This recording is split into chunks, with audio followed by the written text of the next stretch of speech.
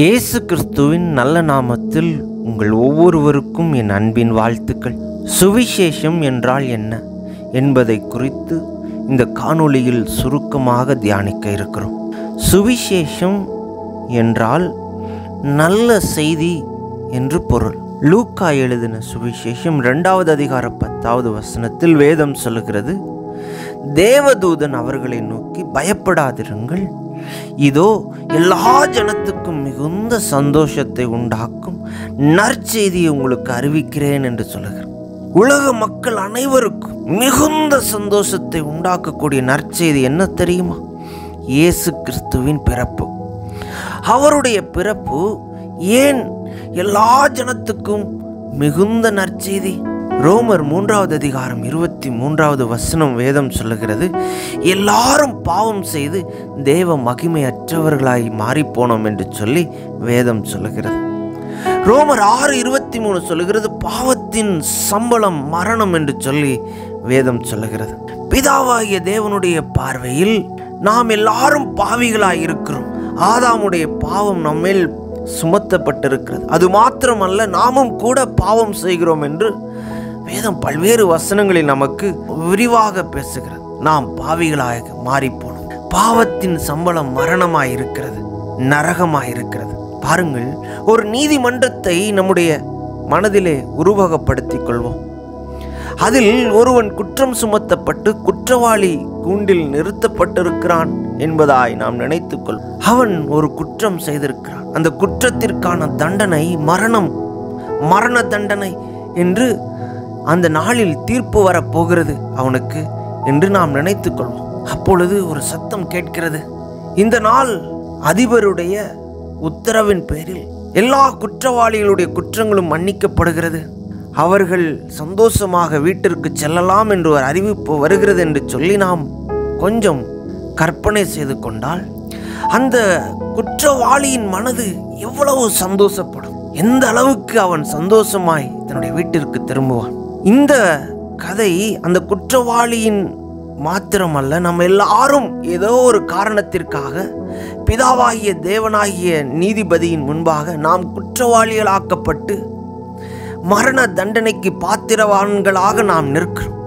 அப்பொழுது ஒரு சத்தம் கேட்கிறது, இயேசு கிறிஸ்துவை ஏற்றுக்கொண்டவர்களுக்கு மரண தண்டனை இல்லை, அவர்கள் நீதிமான்கள், அவர்கள் செய்த பாவங்களை, அந்த பாவங்களுக்கு உரிய தண்டனையை இயேசு கிறிஸ்து சுமந்து விட்டார், ஆதலால் அவர்களை நிரபராதியாக மாற்றி அவர்களை மோட்சத்திற்கு அனுப்பலாம் என்ற ஒரு சத்தம் வருகிறதாய் நினைத்துக் கொள்வோம்.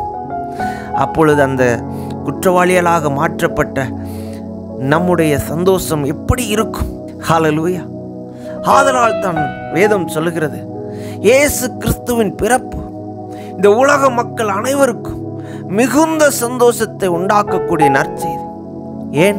ரோமர் 8:3 வேதம் சொல்லுகிறது, அது எப்படி எனில், மாம்சத்தினாலே பலவீனமாயிருந்த நியாய பிரமாணம் செய்யக்கூடாததை தேவனே செய்யும்படிக்கு தம்முடைய குமாரனை பாவ மாம்சத்தின் சாயலாகவும் பாவத்தை போக்கும் பலியாகவும் அனுப்பி மாம்சத்திலே பாவத்தை ஆக்கினைக்குள்ளாக தீர்த்தார். அவர் நமக்காக பலியாகி பாவத்தை ஆக்கினைக்குள்ளாக தீர்த்தார். 2 கொரிந்தியர் 5:21 சொல்லுகிறது, நாம் அவருக்குள் தேவனுடைய நீதியாகும் படிக்கு பாவம் அறியாத அவரை நமக்காக பாவமாக்கினார். பாவத்தின் சம்பளம் மரணம். அந்த மரண தண்டனையை அவர் ஏற்றுக்கொண்டார். சிலுவையிலே என்னுடைய பாவத்திற்காக அவர் மரித்தார். என் மேல் விலை இருந்த மரண தண்டனையை அவர் வாங்கி கொண்டார். நான் செய்த பாவத்திற்கு பலியாக என்னுடைய பாவத்திற்கான தண்டனையை அவர் ஏற்றுக்கொண்டார். இது நல்ல செய்தி இல்லையா? என் அன்பிற்குரியவர்களே, என்னுடைய பாவத்தை ஒருவர் ஏற்றுக்கொண்டார் என்பது நமக்கு நல்ல செய்தி இல்லையா? இது உலக மக்கள் அனைவருக்கும் மிகுந்த சந்தோஷத்தை உண்டாக்கக்கூடிய நற்செய்தி அல்லவா? நாம் மரண தண்டனையிலிருந்து நாம் தப்புவிக்கப்படுகிறோம். நாம் நீதிமான்களாக்கப்பட்டிருக்கிறோம் அவரை ஏற்றுக்கொள்ளுகிற பொழுது. ஹல்லேலூயா! யோவான் 3வது அதிகாரம் 16வது வசனம் இந்த சுவிசேஷத்தை குறித்து சுருக்கமாக பேசுகிறது. தேவன் தம்முடைய ஒரே பேரான குமாரனை விசுவாசிக்கிறவன் எவனோ அவன் கெட்டு போகாமல் நித்திய ஜீவனை அடையும் படிக்க அவரை தந்தருளி இவ்வளவாய் உலகத்தில் அன்பு கூர்ந்தார். ஹல்லேலூயா. இதுதான் சுவிசேஷத்திற்கான சுருக்கம். அவர் நம்முடைய பாவங்களை ஏற்றுக்கொண்டார். என்னுடைய பாவங்களுக்காக அவர் சிலுவையிலே மரித்தார் என்பதுதான் சுவிசேஷம். அது மாத்திரமல்ல, அவர் 3ஆம் நாள் உயிரோடு எழுந்தார். அது எதை காண்பிக்கிறது? அவர் மரணத்தை, பாவத்தை ஜெயித்தார் என்பதை அது குறிக்கிறதா இருக்கிறது. நம்முடைய பாவங்களுக்கான தண்டனையாக அவர் மரித்தார். அந்த பாவத்தையும் மரணத்தையும் ஜெயிப்பதற்காக அவர் உயிர்த்தார். ஹல்லேலூயா. இதுதான் சுவிசேஷமாய் இருக்கிறது. சுவிசேஷம் என்றால் என்ன? சுருக்கமாக சொல்லுகிறேன். இயேசு கிறிஸ்து எனக்காக மரித்தார். அவரை விசுவாசிக்கின்ற பொழுது நான் மரண தண்டனையிலிருந்து விடுதலை பெற்று நித்திய ஜீவனுக்கு பாத்திரவானாக மாறுகிறேன். ஹல்லேலூயா. உலக மக்கள் அனைவரையும் இந்த நல்ல செய்தி சென்றடைய வேண்டும். அவர்கள் ஒவ்வொருவரும் தங்கள் பாவத்திலிருந்து விடுதலையாகி நீதிமான்களாகி நித்திய ஜீவனை அடைய வேண்டும். ஹல்லேலூயா. கர்த்தர் நம் ஒவ்வொருவரையும் ஆசீர்வதிப்பாராக. ஆமேன்.